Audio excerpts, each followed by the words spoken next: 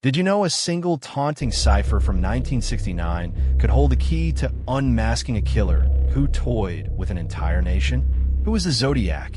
And can we ever know? Picture this. San Francisco, late 1960s. The air hums with free love and rebellion. But beneath the flower power haze, a shadow moves. A figure cloaked in darkness, armed not just with a gun, but with something far more insidious. A mind that thrives on riddles. This is no ordinary killer. This is the Zodiac, a mastermind who didn't just take lives. He hijacked imaginations, turning fear into a game only he understood. Tonight, on the Mastermind Files True Crime, we're diving into one of history's most elusive enigmas, the Zodiac Killer, and the forensic and psychological techniques used to crack his cryptic codes. It starts with a letter. July 31st, 1969. Three Bay Area newspapers, the San Francisco Chronicle, Examiner, and Vallejo Times-Herald, receive a chilling surprise. Each gets a piece of a cipher, 408 characters long, penned in jagged, deliberate strokes. Alongside it, a boast. I like killing people because it is so much fun. The words drip with arrogance, a twisted invitation to play his game. But this isn't about bloodlust alone, it's about control. The Zodiac doesn't just want victims. He wants an audience, a city on edge, and investigators chasing shadows. What kind of person does this? A narcissist? A genius? Maybe both. The cipher, dubbed the 408, isn't random scribbles, it's a substitution code, each symbol swapping for a letter. He's daring the world to solve it, betting no one will. Yet within a week, a schoolteacher and his wife, Donald and Betty Harden, crack it from their kitchen table. The message? A rambling brag about hunting humans, signed with a cryptic crosshair symbol. No name, no slip-ups, just a taunt. But here's the kicker. The 408 is child's play compared to what's coming. The Zodiac's real brilliance lies in his next moves. Codes so complex they've stumped cryptologists for decades.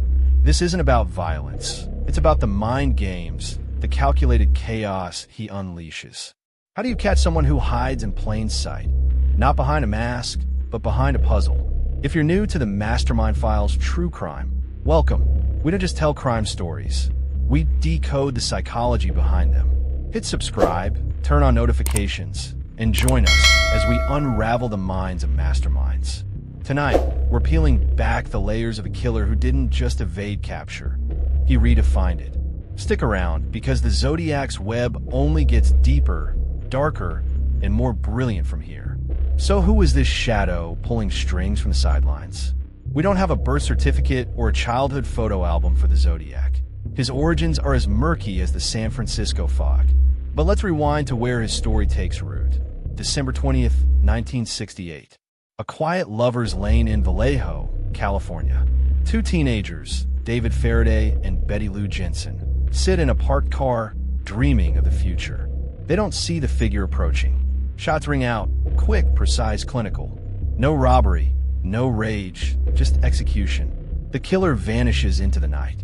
This is the Zodiac's first confirmed strike, but it's not the act itself that marks his genius. It's what follows. 6 months later, July 4th, 1969, another couple, Darlene Farron and Michael Mageau, are ambushed in a different Vallejo lot. Michael survives, barely, and describes a stocky man with a flashlight and a gun. But then the phone call. At 12:40 a.m., a payphone rings at the Vallejo PD. A low, steady voice claims the murders, tossing in a bonus. He says he killed those kids last December, too. No panic, no slip, just cold, calculated ownership. This is the Zodiac's opening gambit, his power grab. He's not content with killing. He needs the world to know. That's when the letters start. The 408 cipher hits the papers, and suddenly, he's not just a shooter. He's a phantom puppet master. The cipher's solved doesn't faze him. It's bait. He's already planning the next one. The 340, a 340-character maze mailed in November 1969. This time, he ups the ante. You'll never catch me, he implies, because the code's complexity screams it. Psychologically, he's a step ahead. He reads the room. Cops, press, public. and plays them like chess pieces. The letters are rehearsed, the timing impeccable. He's not shooting from the hip. He's scripting a saga. Each move deliberate, each taunt a hook. The stakes? Total domination of the narrative. By August 1969, he's got Northern California in a chokehold. Not with a weapon, but with words. What's he building toward? This isn't a spree, it's a campaign. The 340 Cipher looms like a dare, unsolved for decades, whispering that there's more to this mind than we've grasped. Stay with us. The Zodiac's game is just warming up. By late 1969, the Zodiac scheme isn't just holding, it's sprawling. He's no longer a shadow in Vallejo parking lots. He's a specter across the Bay Area. October 11th, 1969, San Francisco. Cab driver Paul Stein picks up a fare in Presidio Heights. Minutes later, he's slumped over the wheel, shot point blank. This isn't a lover's lane hit. It's urban, public bold. The killer tears a piece of Stein's bloody shirt, walks away, and mails it to the Chronicle days later with a note, "I'm the one who did it." The 340 Cipher arrives soon after, daring anyone to decode his next move. This is escalation, audacious, almost theatrical. He's manipulating trust, turning a cabbie's routine into a death trap. And the shirt? That's his psychological ace. It's proof, a trophy, a taunt waved under investigators' noses. He's not hiding bodies, he's planting clues, crafting an illusion of invincibility. Each letter drips with control, signed with that crosshair, a logo branding his chaos. Forensically, the 340 is a beast. Crypt analysts pore over it. Rows of symbols, no clear alphabet, a coded ledger of his mind. Was it a homophonic cipher? A transposition? Experts like the FBI's David Ornchak would later spend decades on it, chasing patterns in the noise. Psychologically, it's a mirror. The Zodiac thrives on others' obsession, feeding off the chase. He's betting his brilliance outlasts theirs. Here's a takeaway. The Zodiac didn't just read people, he weaponized perception. In everyday life, that's power. Knowing what someone expects, then flipping it.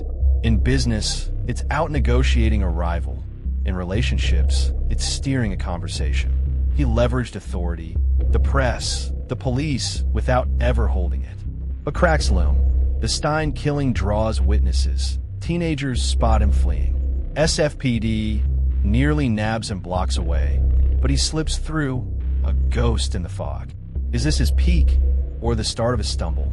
The 340 holds the answer, and it's tightening the noose. Hang on, the next twist is coming. The Zodiac's game is teetering on a razor's edge. October 1969, post-Stein murder.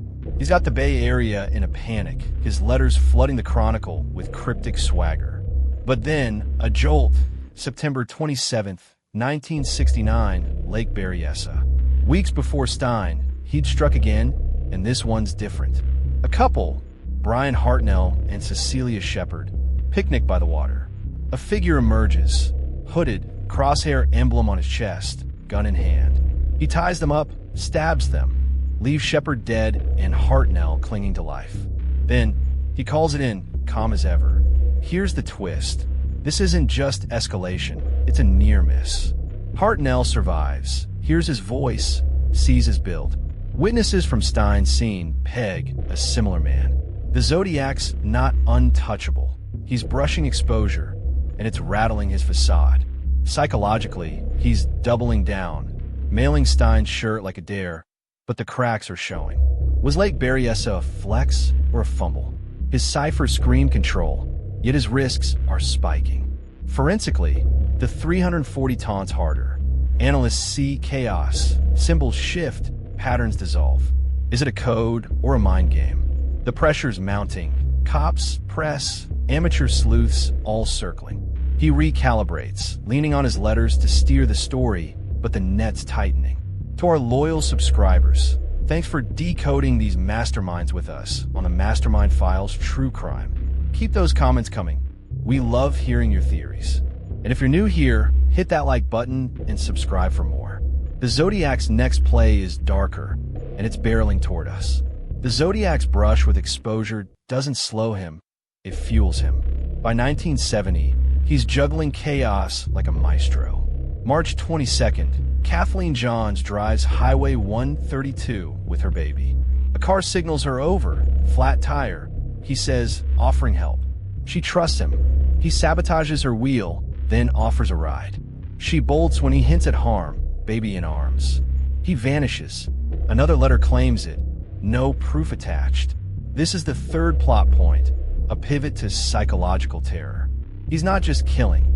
He's stalking, improvising, testing how far he can stretch fear.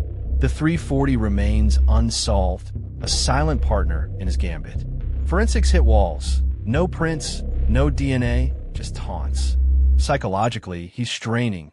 Bold moves like John's abduction scream desperation, yet he's still outsmarting pursuit. Here's the lesson. He reads weakness, John's trust, society's panic, and exploits it. In life, that's negotiation gold. Spot the leverage, press it when he's doubling down, but the mental toll's creeping in. Each letter's brasher, each risk wilder. The stakes soar. What's he chasing now? Immortality? Chaos? The 340's still mute, and the clock's ticking louder. Stay tuned. His endgame's closing in. 1971. The letter's slow, but the Zodiac's not done. He's peaking. The 340 Cipher, mailed back in '69, sits like a time bomb. Then a bombshell. December 5th, 2020. After 51 years, codebreakers David Ornchak, Sam Blake, and Jarl Van Eyck. The message? I'm not afraid of the gas chamber. I hope you're having fun catching me. No name, just defiance, a final middle finger from beyond. This is the climax. Not a capture, but a revelation. His scheme didn't crumble. It faded, leaving a void. Forensically, the 340 solve is genius. Diagonal reads, symbol shifts, but it's a hollow win. Psychologically, he's chilling. He didn't need fame, just the game. His fatal oversight? Underestimating time. Decades later, his code fell. Takeaway, adaptability kept him alive. In business or life, pivoting under pressure can outfox any rival. But here's the question. Was his silence victory, or did the mastermind just tire the board? Chew on that. What's power without an audience? The Zodiac's trail goes cold after 1974. No arrest, no face, just a crosshair etched into history. His legacy? A cipher-cracking odyssey that took 51 years, and a psyche that rewrote fear. The 340 solve in 2020 proves his brilliance, but his vanishing act seals his myth. He didn't just evade. He reshaped how we see control, turning codes into a leash on a nation's mind. Forensically, he's a ghost. Modern DNA teases leads, yet no match sticks. Psychologically, he's a riddle. A narcissist who didn't need a name, a strategist who played for keeps. His rise and fade show power isn't loud. It's insidious, lingering in the unsolved.